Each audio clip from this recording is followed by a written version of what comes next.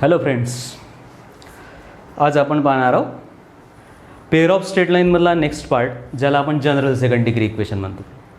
आता general second degree equation कशाला म्हणायचं, काय म्हणायचं, याच्या आधी तुम्ही होमोजिनियस सेकंड डिग्री इक्वेशन पाहिलं. आता जनरल सेकंड डिग्री इक्वेशन आणि तुमच्या होमोजिनियस सेकंड डिग्री इक्वेशनमध्ये काय फरक असतो थोडाफार ते आपण पाहू, आणि नंतर मग याच्यावरचा एक थेरम आणि याच्यावरचे प्रॉब्लेम आहे ते आपण सॉल्व्ह करू. आता जनरल सेकंड डिग्री इक्वेशन कशाला म्हणायचं, आता पहा तुम्ही लक्ष द्या. मागचं तुम्ही पाहिलं आहे की दोन लाईन्स जर असेल आपल्याजवळ होमोजिनियस सेकंड या टाईपचं इक्वेशन.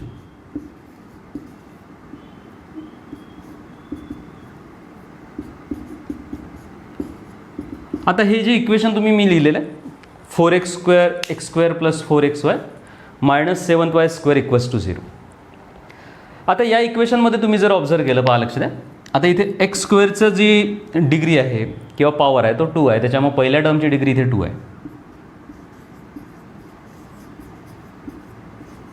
आता मी लास्ट टर्मकडे जातो, सोपी टर्म आहे त्याच्यामुळे लास्ट टर्ममध्ये सुद्धा y व्हेरिएबल आहे, त्याची पॉवर 2 आहे, त्याच्यामुळे याची सुद्धा डिग्री 2 आहे.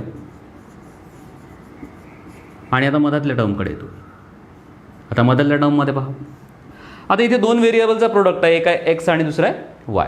ओके, आता इथे एक्सचा जो पॉवर आहे तो 1 आहे आणि वायचा पॉवर 1 आहे. तर दोघंही पॉवरची जर टोटल केली तर आपल्याला मिळतं 1 + 1 = 2, आणि त्याच्यामुळे या थर्ड टर्मची डिग्री ती सुद्धा किती 2. ओके, आता तुम्ही जर ऑब्झर्व केलं इथे तिन्ही टर्मची डिग्री 2 आहे, त्याच्यामुळे अशा टाईपचं जर इक्वेशन असेल त्याला आपण होमोजिनियस सेकंड डिग्री इक्वेशन म्हणतो. हे आहे होमोजिनियस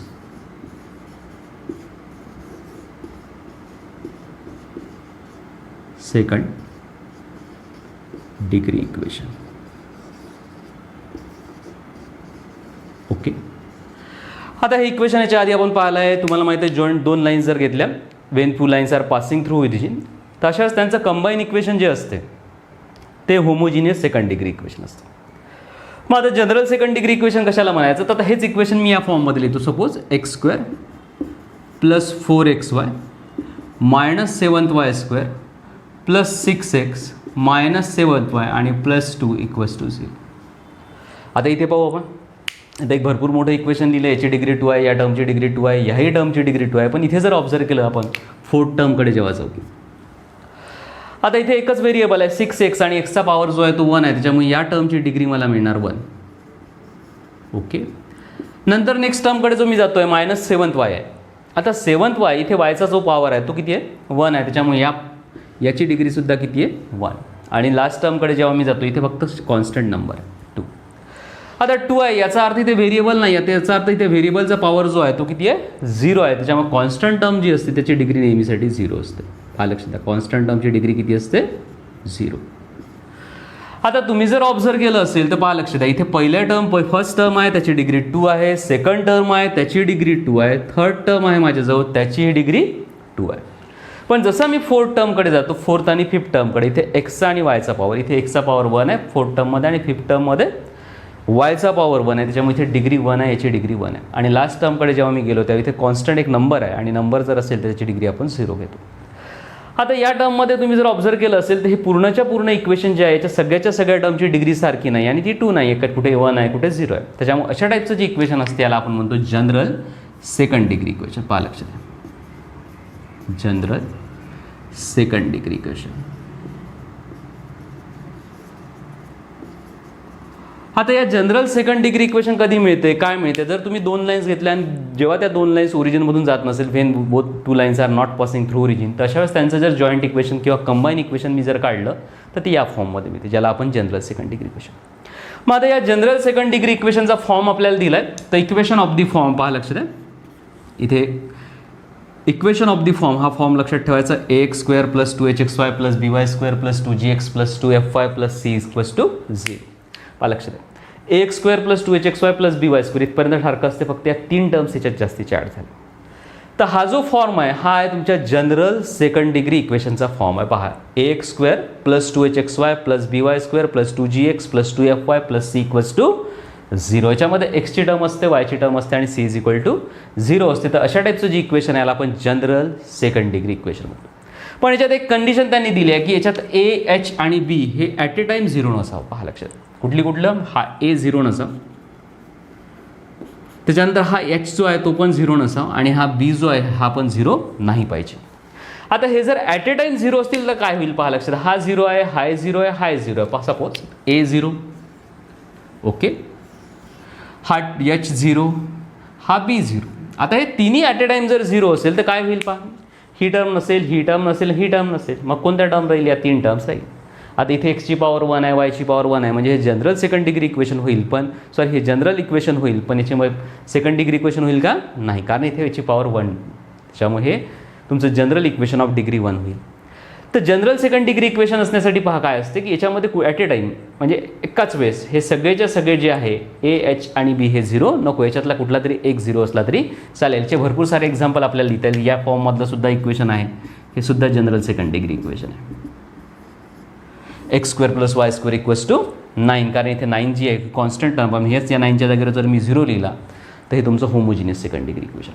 बस हे थोडंफार लक्षात ठेवायचं. तर जनरल सेकंड डिग्री इक्वेशनचा फॉर्म जो असतो तो कुठला असतो? ax² + 2hxy + by² + 2gx + 2fy + c = 0. हा तुमच्या जनरल सेकंड डिग्री इक्वेशन जी आहे एक्स आणि वाय मधलं त्याचा हा फॉर्म असतो. तर अशा पद्धतीने जनरल सेकंड डिग्री इक्वेशन पाठ ठेवायचं, पाठ होऊन जाईल. याच्यावरचे भरपूर सारे प्रॉब्लेम आपल्याला सॉल्व्ह करायचं. पहा पुन्हा लक्षात आहे, ax² + 2hxy + by² + 2gx + 2fy + c = 0. हे तुमचं जनरल सेकंड डिग्री इक्वेशन. मग आता याच्यावरती एक थेरम आहे, सोपा थेरम आहे, कठीण नाही आहे, तो खूप तेवढा महत्त्वाचा नाही, तरी पण आपण त्याचं प्रूफ पटकन 2 मिनिटात पाहून घेऊ.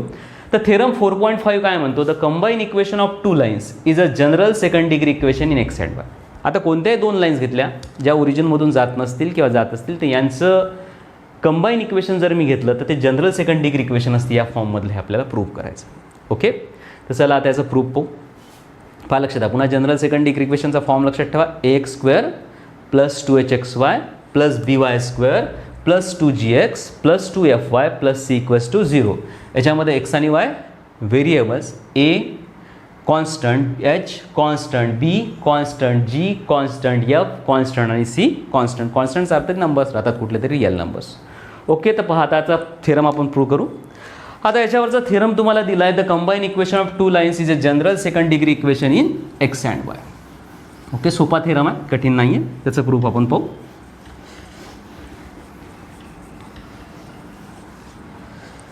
Late u = a1x + b1y + c1 = 0 and v = a2x + b2y + c2 = 0. Be the 2 lines. Be the 2 lines. Be the 2 lines. Okay, आता पहा इथे लक्षात आहे, मी लाईनचं इक्वेशन लिहिताना इथे C1 आणि C2 घेतलं.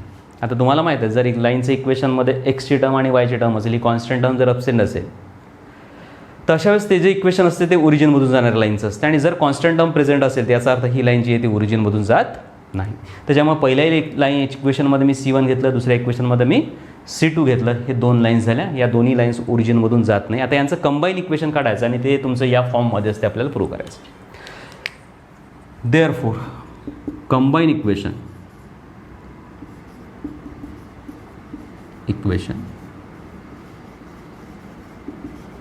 ऑफ these lines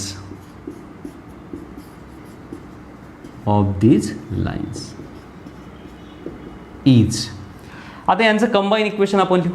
चला, कंबाईन इक्वेशन तुम्हाला माहिती आहे काय करायचं असतं. पहिल्या लाईनचं इक्वेशन पहा, a1x + b1y + c1. ओके, नंतर दुसऱ्या लाईनचं इक्वेशन पहा, a2x + b2y + c2 आणि = तुम्हाला लिहायचं असते 0. आता या दोन्ही लाईनचं कंबाईन इक्वेशन आहे. आता याला सॉल्व्ह करू आपण. याचं प्रोडक्ट घेऊ. बस कॅल्क्युलेशन आहे थोडेफार, ते कॅल्क्युलेशन आपल्याला अप्लाय करायचे. इकडचा पार्ट मी मोडतो आणि तुम्हाला या फॉर्ममध्ये इक्वेशन लिहायचं, ax² + 2hxy + by² + c = 0. चला, ते हा प्रोडक्ट आपण सॉल्व्ह करू. चला, सगळ्यात पहिले इथेच प्रोडक्ट घेऊ. आता सगळ्यात पहिले मल्टिप्लाय करताना आपण A1x मल्टिप्लाय करू. A1x या सेकंड ब्रॅकेटला जर मी मल्टिप्लाय केलं तर पहा काय मिळतं, A1 A2 x square, A1 A2 x square ही पहिली टर्म मिळेल. प्रोडक्ट घ्यायचं आहे. मग A1x B2y ला मल्टिप्लाय करा, तुम्हाला मिळणार A1 B2 xy, A1 B2 xy. Okay, पहा लक्षात सोपं आहे. प्लस आता A1x C2 ला मल्टिप्लाय करा, तुम्हाला मिळणार A1 C2 x, A1 C2 x. हे झालं पहिल्या टर्मनी मल्टिप्लाय केलं. आता मी B1y नी मल्टिप्लाय करतोय, पहा लक्षात. आता कोणी मल्टिप्लाय करायचं, B1y नी. तर प्लस आता B1y नी जर मी मल्टिप्लाय केलं तर पहा मला काय मिळणार, B1 A2 B1 xy, A2 B1 xy. पहा लक्ष द्या, या B1y नी A2x ला मी मल्टिप्लाय केलं, नंतर प्लस पुन्हा इथे खाली लिहितो मी. आता या B1y नी नेक्स्ट टर्मला मल्टिप्लाय करू, y ला B1 B2 y into y येईल y square, B1 B2 y square. बस प्रोडक्ट आहे, टेक्स्टबुक समोर ठेवून सॉल्व केलं तरी चालेल. मग या B1y नी C2 ला मल्टिप्लाय करा, तुम्हाला मिळणार B1 C2y plus B1 C2y. Okay, आता उरलं शेवटच्या 3 टर्म्स लिहायचं. तर C1 नी मल्टिप्लाय करू आपण. आता C1, आता C1 नी पहिल्या टर्मला मी मल्टिप्लाय केलं तर मला मिळणार A2 C1 x प्लस आता C1 नी नेक्स्ट टर्मला मल्टिप्लाय केलं तर B2 C1 y, B2 C1 y आणि प्लस इथे खाली लिहितो. आता C1 नी C2 ला मल्टिप्लाय केलं तर मला मिळणार C1 C2 आणि इक्वल्स टू 0. पहा लक्षात, एकूण 9 टर्म्स आपल्याला मिळतील. A1 A2 x square, A1 B2 xy, A1 C2 x, या पद्धतीने ते सगळं प्रोडक्ट मिळेल. आता हा प्रोडक्ट मिळाल्यानंतर काय करायचं, आता x स्क्वेअरची एकच टर्म आहे, त्याच्या मी पहिल्यांदा ती टर्म तशीच्या तशी लिहितो. ओके, आता याच्यानंतर मला XY ची टर्म लिहायची. तुमच्याजवळ पहा, या इक्वेशनमध्ये तुम्ही जर ऑब्झर्व केलं असेल तर XYच्या माझ्याजवळ 2 टर्म आहे, ही एक टर्म आहे आणि ही एक टर्म आहे XY ची. पहा लक्षात, दोन्ही टर्म्स, सेकंड टर्म आणि फोर्थ. आता या XYच्या 2 टर्म्स आहेत, त्याच्यामुळे याच्यामधनं XY आपण कॉमन काढू. ओके, पहा आता XY ला कॉमन काढू याच्यामधनं. आता XY ला जर मी कॉमन काढलं सेकंड टर्म आणि फोर्थ टर्ममधून तर मला मिळणार A1 B2 plus A2 B1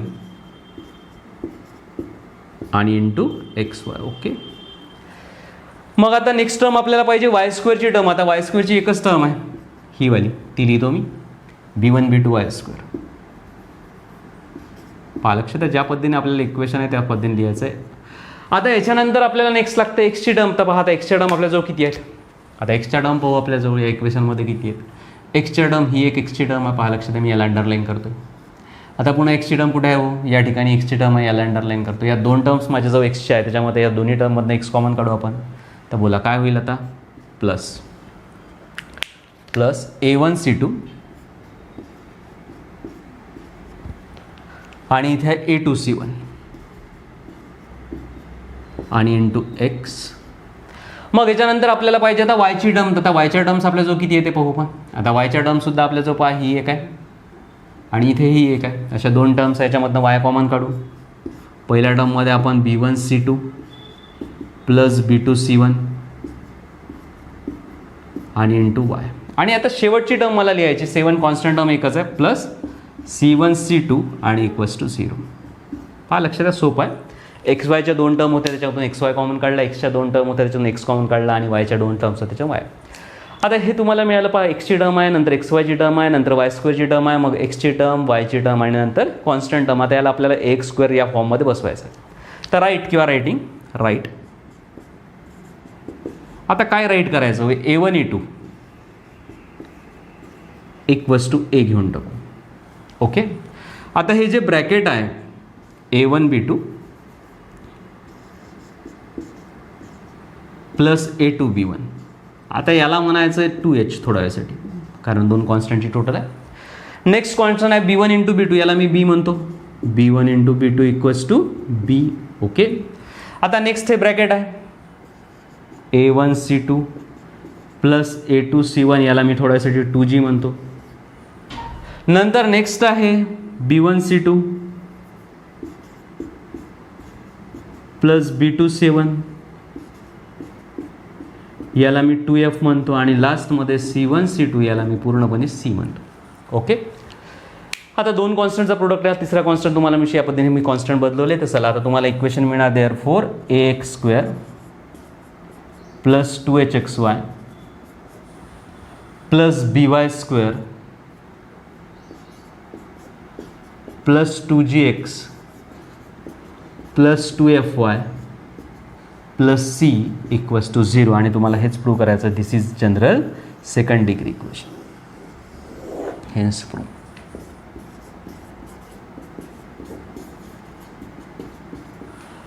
okay, आता याचं हे प्रूफ झालं. सिरमचं प्रूफ खूप सोपे आहे, थोडेफार कॅल्क्युलेशन आहे, तेवढे कॅल्क्युलेशन जर तुम्ही केले तर इझिली हे प्रूफ लिहिता येते. प्रूफ हेच खूप महत्त्वाचं नाही, बोर्ड एक्झाममध्ये जनरली नाही विचारलं जातं.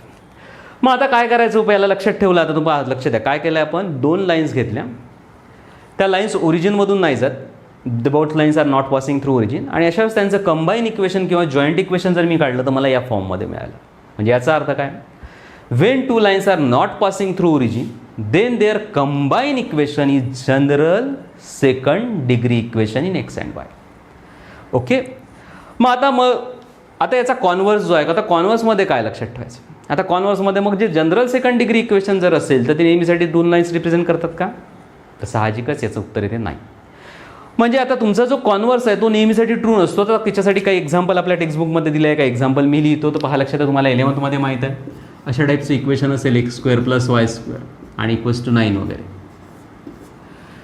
आता हे जे इक्वेशन तुम्ही जर ऑब्झर्व केलं, पहा इथे लक्ष द्या, इथे जर 0 असतं तर हे होमोजिनियस इक्वेशन होईल ना, आणि इथे जर मी 9 लिहिलं तर हे झालं तुमचं जनरल सेकंड डिग्री इक्वेशन. पहा लक्ष द्या, आता x² आहे तर x² ची डिग्री 2 आहे, y² आणि x टर्म त्याची डिग्री 2 आहे, आणि इथे 9 आहे. हा 9 जो असतो हा 9 कॉन्स्टंट नंबर आहे, आणि कॉन्स्टंट नंबरची डिग्री 0 असते. म्हणजे आता याची डिग्री 0 आहे, याची डिग्री 2 आहे, याची डिग्री 2 आहे. ओके, म्हणजे आता हे कोणत्या टाईपचं इक्वेशन झालं, general second degree equation. Second degree equation. आता हे जर जनरल सेकंड डिग्री इक्वेशन असेल, पहा लक्ष द्या, तर हे दोन लाईन्स रिप्रेझेंट करतात का, तर नाही. साहजिकच हे इक्वेशन तुम्ही 11th पाहिलं आहे, हे इक्वेशन असते सर्कलचं इक्वेशन. कशाचं इक्वेशन असते, सर्कल, ज्याची रेडियस 3 आहे, अशा टाईपची सर्कलचं इक्वेशन आहे. म्हणजे आता हे जे इक्वेशन आहे हे सर्कलचं इक्वेशन आहे, त्याच्यामुळे हे दोन लाईन्स रिप्रेझेंट नाही करणार. ओके, म्हणजे याचा अर्थ प्रत्येक जनरल सेकंड डिग्री इक्वेशन हे दोन लाईन्स रिप्रेझेंट करत नाही. ते रिमार्क्समध्ये तुम्हाला दिलं.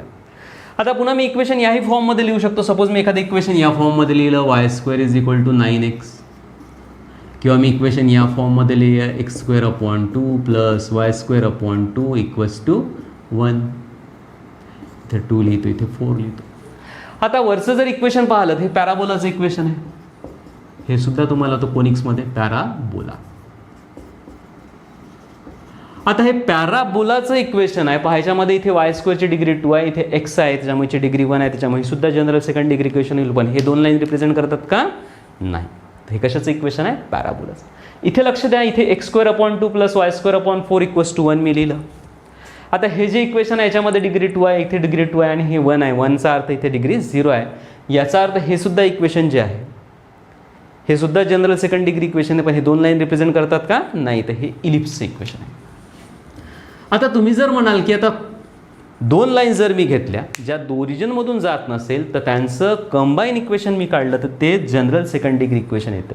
हा झाला थेरम. पण याचा कॉन्व्हर्स जो राहील, प्रत्येक जनरल सेकंड डिग्री इक्वेशन हे दोन लाईन रिप्रेझेंट करत नाही. मग याच्यासाठी एक कंडिशन त्यांनी दिली आहे. ती कुठली कंडिशन आहे, काय कंडिशन आहे ती आपण पाहू. मग हे इक्वेशन तुम्हाला दिलं राहील, मग हे दोन लाईन्स रिप्रेझेंट करते की नाही हे तुम्हाला पाहायचं असेल. त्याच्यासाठी एक कंडिशन आहे, सोपी कंडिशन आहे, ती कंडिशन आपण पाहू याच्यानंतर. ओके.